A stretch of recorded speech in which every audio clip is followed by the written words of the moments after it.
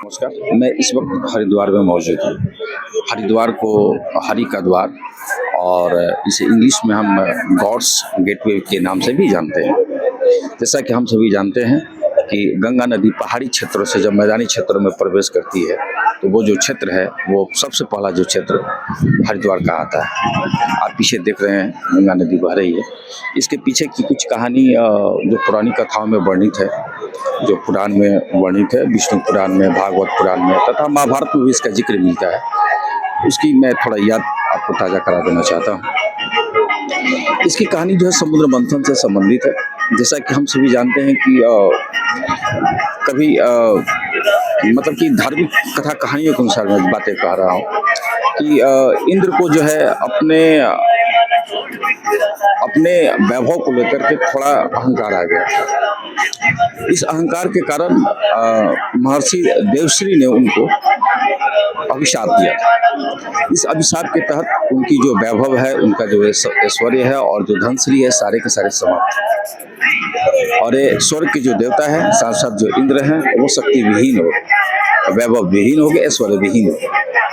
उन्हें बहुत बुरा लगा और इसका उपाय जानने के लिए वे विष्णु भगवान के पास गए और उन्होंने कहा कि महाराज हमें कुछ उपाय बताएं। हमारी जो नगरी है, हमारा जो स्वर्गलोक है, वो तो शक्ति विहीन हो गया है, ऐश्वर्य विहीन हो गया।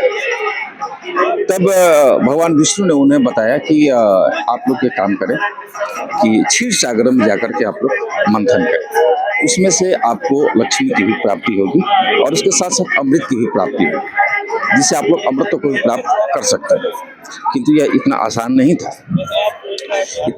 था। इसके लिए उन लोगों ने देवता के साथ साथ दानवों को भी राजी किया कि हम लोग चलते हैं, हम लोग क्षीर सागर में मंथन करते हैं और क्षीर सागर में मंथन करते हैं, उसमें से अमृत निकलेगा और जो अमृत को पिएगा वह जो है अमर हो जाएगा। दानव लोग इसके झांसे में चले आए और उन्होंने देवताओं के साथ समुद्र मंथन करने का बात मांगी। इसके लिए समुद्र मंथन करने के लिए जिस मथनी का प्रयोग किया गया वो मंदार हिल्स है। यह मंदार हिल बिहार में स्थित है, यह बांका जिले में अवस्थित है और उसको मथनी के तौर पर यूज किया गया। और दूसरा जो चीज रस्सी के तौर पर जो यूज किया गया था वो शंकर भगवान का बासुकी नाग था। बासुकी नाग को रस्सी के तौर पर यूज किया गया। इस मंथन में जब देखा गया कि मंदार हिल्स का जो बोझ है पृथ्वी सहन नहीं कर पा रही है और लगातार जो है पृथ्वी धंसती जा रही है, इसके विकल्प के तौर पर विष्णु भगवान ने क्या किया कि खुद वो कछुए का रूप धारण किए और मंदार हिल पर्वत के नीचे चले और उन्होंने मंदार हिल्स का भार को वहन किया। मंथन हुआ और मंथन में कुल 14 रत्नों की प्राप्ति। इन 14 रत्नों की प्राप्ति में हम लोग जानते हैं कि इसमें विष की प्राप्ति हुई थी, जिसे कि हलाहल विष कहा जाता है। इस विष को शंकर भगवान ने ग्रहण किया, क्योंकि अगर इस विष को शंकर भगवान के द्वारा ग्रहण नहीं किया जाता तो इस सृष्टि के सारे जीव जंतु जो है नष्ट हो जाते। जब उन्होंने विष को ग्रहण किया तो माता पार्वती ने देखा कि जब शंकर भगवान इस विष को ग्रहण कर रहे हैं तो ये बहुत अनिष्ट हो जाएगा, पूरा शरीर इनका विष से भर जाएगा। तो उन्होंने अपने प्रभाव से उस विष को जो उनके कंठ तक रोका। इसके अतिरिक्त विष के अलावे समुद्र मंथन से एरावत हाथी की प्राप्ति हुई, उच्चैश्रवा घोड़ा की प्राप्ति हुई, उसके बाद कामधेनु गाय की प्राप्ति हुई, कल्प वृक्ष की प्राप्ति हुई, रंभा अप्सरा की प्राप्ति हुई, देवी लक्ष्मी की प्राप्ति हुई, मदिरा की प्राप्ति हुई, उसके बाद शंख की प्राप्ति हुई और अंत में जो है अमृत की प्राप्ति। अमृत की प्राप्ति होने के बाद देवता लोग उस अमृत को झांसे से जो है उसे लेकर के वायु मार्ग से गुजर रहे थे और गुजरते समय उस अमृत की कुछ बूंदे जो है गिरी, पृथ्वी पर गिरी और जिन जिन जगहों पर यह अमृत गिरी उन जगहों पर कुंभ का आयोजन किया जाता है। प्रत्येक 12 वर्षों में कुंभ मेले का यहाँ पर आयोजन होता है और वो हिंदू धर्म में खासा जो है महत्व रखता है। 12 वर्षों में कुंभ मेले का आयोजन होता है और 144 वर्षों में महाकुंभ का आयोजन होता है और वहीं 6 वर्षों में अर्ध कुंभ का आयोजन होता है। 4 जगह कौन कौन से हैं। एक जो प्रयागराज, जिसे कि पिछले वर्ष हमने देखा कि प्रयागराज में जो है महाकुंभ का आयोजन किया गया था। दूसरा हरिद्वार है। तीसरा उज्जैन में मनाया जाता है, जो कि क्षिप्रा नदी के किनारे है। और चौथा महाराष्ट्र में गोदावरी नदी के किनारे कुंभ मेले का आयोजन किया है। उसी के मद्देनजर इन कहानियों के अतिरिक्त में अगर मैं बात करूं तो मैं यहाँ पर आया हूँ हरिद्वार को जानने और समझने के लिए। इस वातावरण में ऐसी कौन सी बातें हैं जो लोगों को अपनी ओर आकर्षित करता है।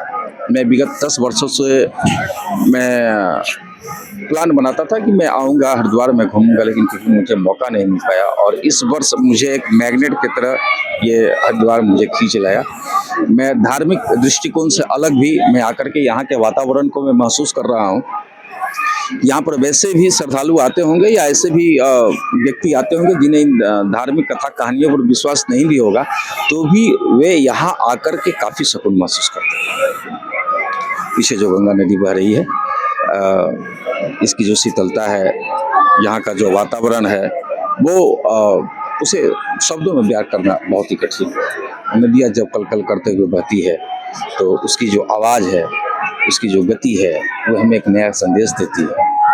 ये जो धारा है, गंगा की जो धारा है, हमें यह संदेश देती है कि ज़िंदगी में कभी रुकना नहीं चाहिए। जिस तरह से मैं बहती हूँ उसी तरह से जीवन का नाम भी बहना है।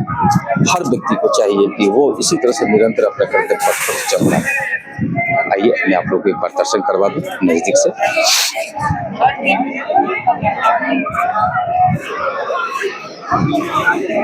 आप देख सकते हैं यहाँ का पानी काफ़ी स्वच्छ है। यहाँ का पानी काफ़ी स्वच्छ है और यहाँ सुबह से लेकर के संध्या तक आदमी आते हैं, श्रद्धालुगण आते हैं, स्नान करते हैं और बहुत ही आनंद की अनुभूति महसूस करते हैं। यहाँ की पानी इतनी निर्मल और स्वच्छ है कि आप यकीन नहीं कर पाएंगे। एक साधु बाबा ने मुझे इस पानी को पीने के लिए भी कहा। मैंने इसका पानी भी किया, मैंने इसे पिया भी, तो मैंने देखा कि पानी में गंदगी नहीं है, बहुत निर्मल है, बहुत स्वच्छ है। प्रारंभ काल से जब संस्कृति का विकास हुआ था तो इन नदियों और जल स्रोतों, बड़े भारी जो जल स्रोत है उसके किनारे ही हुआ। इतना तो तय है कि जहाँ पर नदियों का विकास हुआ है, जहाँ पर नदियाँ हैं, वहाँ पर संस्कृति पहले फली फूली। और ये जो नगरी है, ये बहुत ही प्राचीन नगरी है, इसमें कोई संदेह नहीं है। हरिद्वार भी जो है अपने आप में बहुत ही पुरातन संस्कृति को अपने आप में संजोए हुए है। और मैं इस धरती को प्रणाम करता हूँ जो हमारा जो हिंदुस्तान है, जहाँ की सनातन जो संस्कृति है, जो हिंदू जो धर्म है, उसमें से एक प्रमुख स्थल पे मेरा आना हुआ है और मुझे सौभाग्य प्राप्त हुआ है।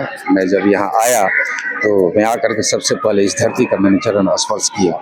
यहाँ पर लाखों करोड़ों लोग आ चुके होंगे और आगे भी आते हुए रहेंगे और हमारी जो कथा है, जो कहानी है, वो चलती रहेगी। और कथा कहानी की अगर बात अगर छोड़ भी दें तो इन वातावरण में एक ऐसा ऑरा महसूस किया जा सकता है कि ऐसा लगता है कि हम प्रकृति के बहुत करीब आ चुके हैं। और प्रकृति के बहुत करीब आने के बाद आप जो शांति जो महसूस करेंगे, वो उसके लिए कोई अलग से शब्द नहीं बने हैं, शब्द अधूरे हैं, शायद खोज भी नहीं हो पाए शब्दों की, क्योंकि जो अनुभूति है वो अनुभूतियों को हम लोग पूर्ण रूप से व्यक्त नहीं कर सकते।